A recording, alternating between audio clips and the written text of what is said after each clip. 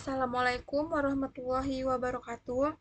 Perkenalkan, nama saya Salwa Bilbina dengan NIM 2024-13014 dari Program Studi Sistem Informasi.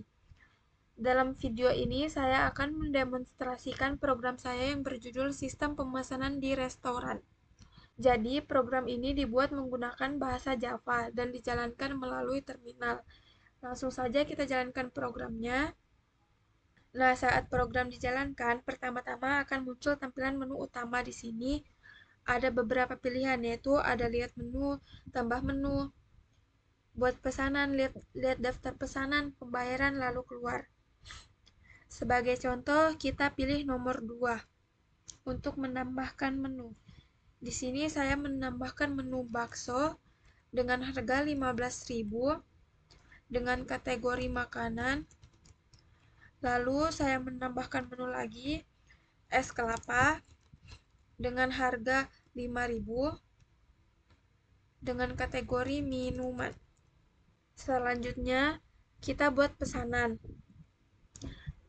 Misalnya saya pilih nomor 1 dan nomor 2, lalu keluar untuk selesai. Nah, pesanan tersebut akan tersimpan di dalam sistem.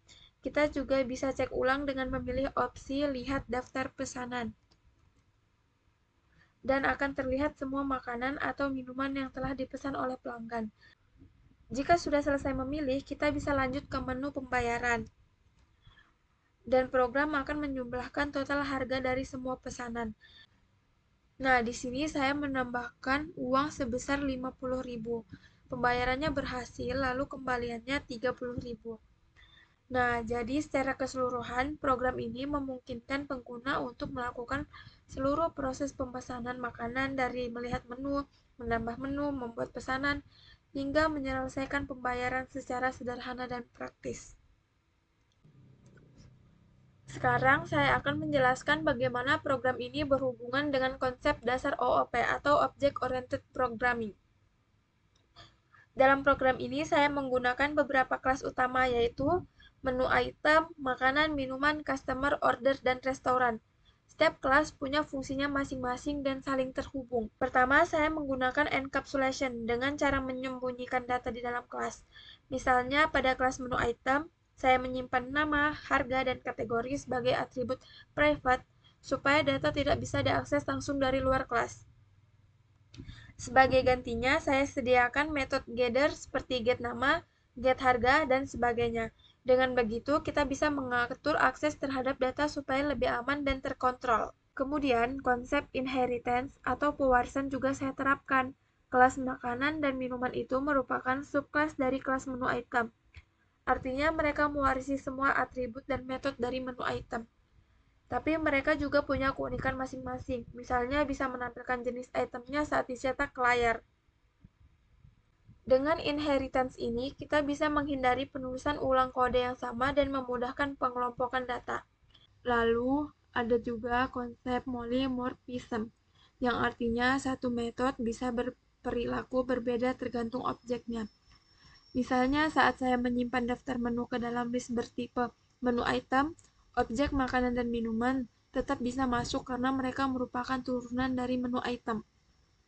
Kemudian, saat metode print detail dipanggil, masing-masing kelas akan menjalankan versinya sendiri karena sudah di-override. Inilah bentuk polymorphism yang membuat program lebih fleksibel. Di sisi lain, ada kelas customer yang menyimpan data pelanggan serta kelas order yang menyimpan daftar pesanan dari pelanggan tersebut. Setiap kali user pembuat pesanan, maka akan dibuat objek pesanan yang ditambahkan ke dalam list pesanan. Lalu ada kelas restoran yang berfungsi sebagai pusat kendali utama, di mana semua logika program dijalankan, mulai dari input pengguna, validasi pilihan, sampai proses pemesanan dan pembayaran. Dan terakhir, di file main Java, saya membuat objek restoran dan memanggil metode run untuk memulai program.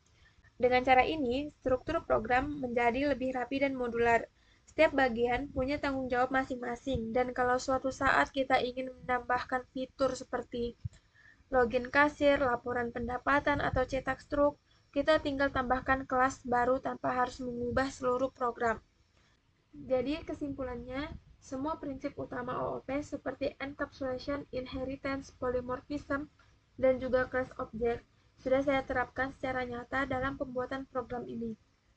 Itu saja penjelasan dari saya. Terima kasih. Wassalamualaikum warahmatullahi wabarakatuh.